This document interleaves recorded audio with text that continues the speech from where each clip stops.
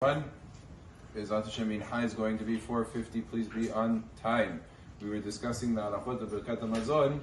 We mentioned the distinction between bracha, the first meal, and the second meal of Shabbat versus the third meal of Shabbat. Seuda shlishit, if a person forgets Retze, he's not required to go back and repeat the Birkat. However, the first two meals of Shabbat, if someone forgets to say Retze, he would have to go back and repeat Birkat.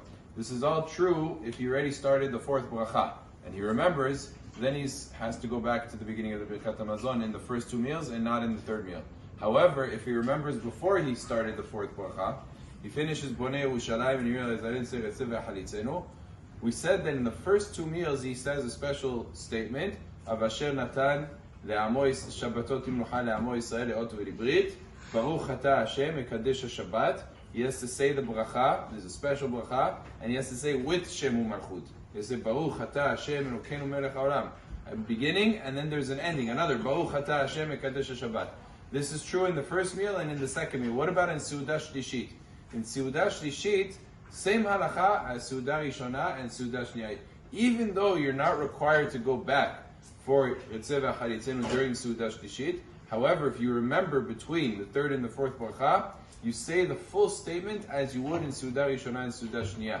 The reason we do that, and that's in contrast to what we said about Rosh Chodesh, where we say Rosh Chodesh, since you don't have to go back for, you say that special statement without Shem u'Malchut. You don't say Shem u'Malchut. But here you do, because by seuda shlishit itself there's a machloket if you're required to go back, and therefore it's better to say the bracha with Shem u'Malchut than to say it without it. It's almost the reverse of what we usually say, Safek Brachot Le'aked. In this case, we say the other way because you might not fulfill your obligation, and then you might be saying Brachot Le'vatala in the other direction. So therefore, in Seuda Shlishit, we treat it just like Seuda Rishona and Seuda Shniya when it comes to that statement that you say, if you remember between the third and fourth bracha. Once you finish the fourth bracha, we're not going to make you go back, because going back is already a question of Safek Brachot in that direction. Baruch Adonai